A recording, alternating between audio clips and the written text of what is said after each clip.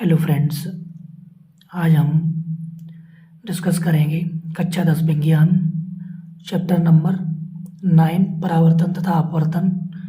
इसके महत्वपूर्ण प्रश्न ज़्यादातर परीक्षा में पूछे जाते हैं, जिसमें पहला प्रश्न है प्रकाश के परावर्तन से क्या तात्पर्य है। प्रकाश के परावर्तन के नियम चित्र की सहायता से स्पष्ट कीजिए। फ्रेंड्स, ये प्रश्न 2022 में पूछा गया था, इस लिहाज से ये प्रश्न बहुत ही इंपॉर्टेंट होने वाला है। दूसरा प्रश्न है, ये भी वेरी इंपॉर्टेंट प्रश्न है। दूसरा प्रश्न है, गोलीय दर्पण किसे कहते हैं, ये कितने प्रकार के होते हैं, प्रत्येक के उपयोग लिखिए। ये प्रश्न भी 2022 में पूछा गया है। हमारा तीसरा प्रश्न है, ये मोस्ट इम्पोर्टेंट है। यदि दो माध्यमों के अपवर्तनांक क्रम से N1 तथा N2 हैं तो पहले माध्यम के सापेक्ष दूसरे माध्यम के अपवर्तनांक का सूत्र प्राप्त कीजिए।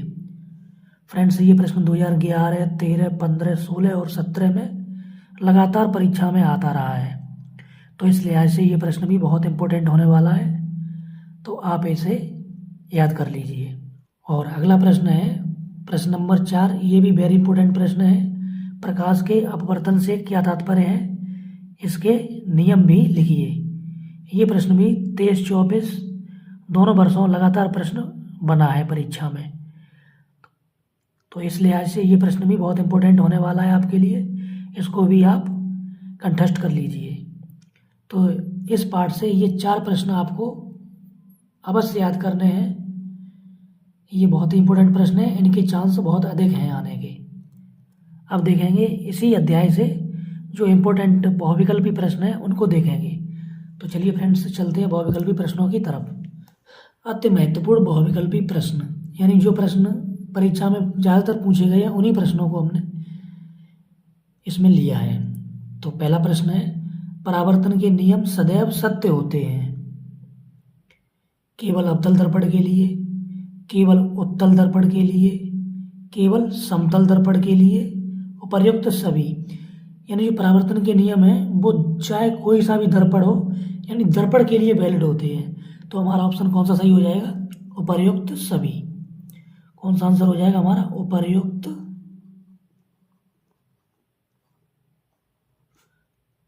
सभी। मतलब चाहे कोई दर्पण हो, अवतल दर्पण हो, उत्तल दर्पण हो या समतल दर्पण हो, परावर्तन के नियम सभी दर्पणों में वैलिड रहते हैं। तो चलिए फ्रेंड्स, नेक्स्ट क्वेश्चन की तरफ। निम्न में दिए गए माध्यमों में प्रकाश की चाल न्यूनतम होती है। मतलब नीचे दिए गए माध्यमों में सबसे कम प्रकाश की चाल किस माध्यम में होती है उसे हमें बताना है। ए ऑप्शन है हीरा में, बी है जल में, सी कांच में, डी केरोसिन में। तो सबसे कम जो प्रकाश की चाल होती है वो होती है हीरा में, तो लिख देंगे हीरा में।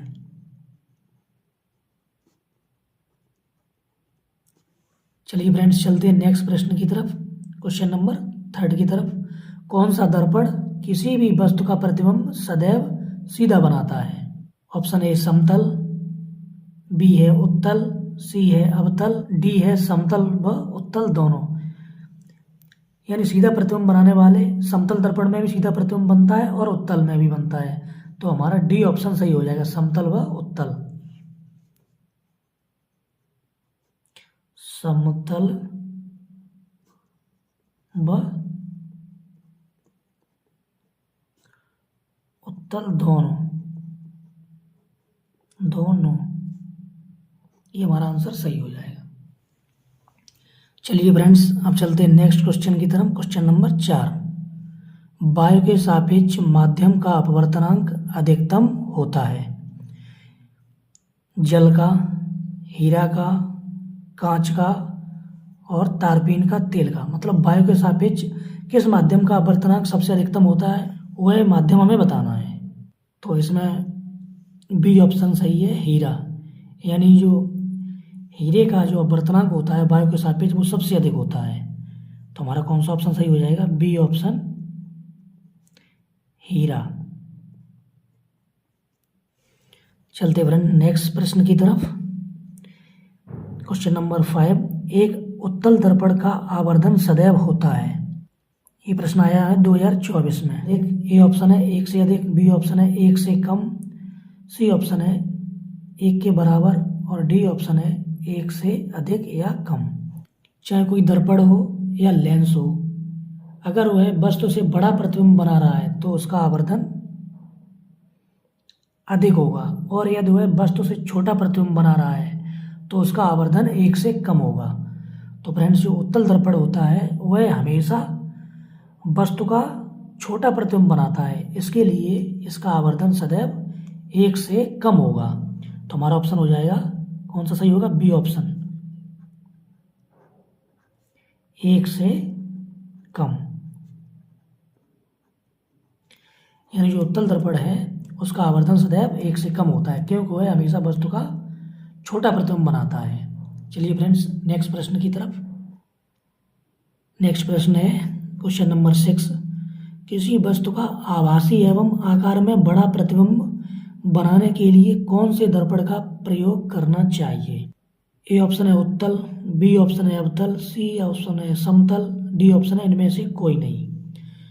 फ्रेंड्स देखो, मैंने अभी आपको बताया, मतलब जो उत्तल दर्पण होता है वो हमेशा वस्तु का छोटा प्रतिबिंब बनाता है, और जो समतल दर्पण होता है वो वस्तु के बराबर प्रतिबिंब बनाता है, और हमें चाहिए आकार में बड़ा प्रतिबिंब, तो वह बनाता है हमेशा अवतल दर्पण। ये हो जाएगा बी ऑप्शन हमारा सही,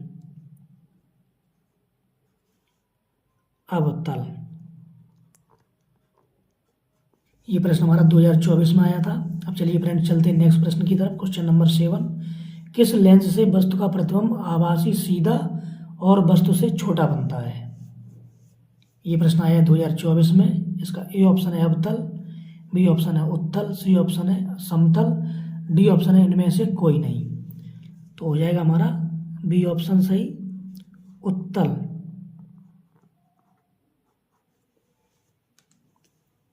चलिए फ्रेंड्स, चलते हैं नेक्स्ट प्रश्न की तरफ। Question number 8। एक लेंस की क्षमता +2 डायोप्टर है, इसकी फोकस दूरी सेंटीमीटर में कितनी होगी? ये प्रश्न 2024 में आया है। ए ऑप्शन है +50 सेंटीमीटर, बी ऑप्शन है -50 सेंटीमीटर, सी ऑप्शन है +25 सेंटीमीटर और डी ऑप्शन है -25 सेंटीमीटर। लेंस की क्षमता +2 डायोप्टर दी है, तो इसकी फोकस दूरी सेंटीमीटर में कितनी हो जाएगी? 50 सेंटीमीटर हो जाएगी। और लेंस का फॉर्मूला क्या होता है? क्षमता का P = 1/f। इससे हम निकाल लेंगे P = 1/f। इस वाले फॉर्मूले में हम P की वैल्यू रख देंगे +2 डायोप्टर, तो हमें फोकस दूरी मिल जाएगी। तो इसका सही आंसर है +50 सेंटीमीटर, यानी ए ऑप्शन इसका करेक्ट हो जाएगा।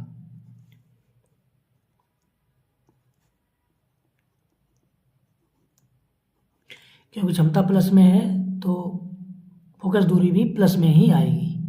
चलिए फ्रेंड्स, नेक्स्ट क्वेश्चन की तरफ चलते हैं। प्रश्न नंबर 9।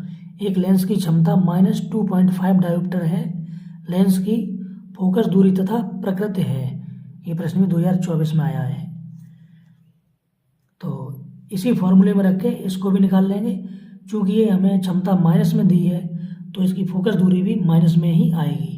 तो इसमें जो लेंस होगा वो हमारा कैसा होगा? अवतल, अवतल होगा। या ऑप्शन ए सही है या ऑप्शन सी सही है। तो इसमें फॉर्मूले में हम रखेंगे P = 1/f में, तो 2.5 है तो हमारी आ जाएगी 40 सेंटीमीटर। 4 सेंटीमीटर तो हो ही नहीं सकती, इसलिए ऑप्शन ए सही हो जाएगा, 40 सेंटीमीटर। और लेंस की प्रकृति कैसी होगी? अवतल, यानी अवतल लेंस होगा।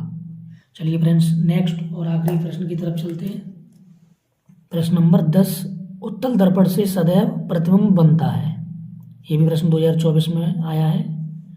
ए ऑप्शन है वक्रता केंद्र तथा फोकस के बीच, बी ऑप्शन है वक्रता केंद्र तथा अवनंत के बीच, और सी ऑप्शन है ध्रुव तथा फोकस के बीच, और डी ऑप्शन है कहीं भी बन सकता है, वस्तु की स्थिति पर निर्भर करता है। जो उत्तल दर्पण से सदैव प्रतिबिंब बनता है वो हमेशा और हमेशा बनता है ध्रुव तथा फोकस के बीच, यानी दर्पण के पीछे बनता है जाके। तो कहाँ बनेगा? सी ऑप्शन हो जाएगा सही। कहाँ बनेगा? ध्रुव तथा फोकस के बीच। तो फ्रेंड्स ये रहे हमारे चैप्टर नंबर 9 परावर्तन तथा अपवर्तन के सभी बहुविकल्पी प्रश्न जो बहुत ही इंपॉर्टेंट है परीक्षा की दृष्टि से। इन्हें आप रिवाइज कर लें, ये परीक्षा में प्रश्न आपके लिए बन सकते हैं। तो फ्रेंड्स वीडियो अच्छा लगा तो वीडियो को लाइक करें एंड शेयर करें और हमारे चैनल को सब्सक्राइब करें। Thank you for watching this video.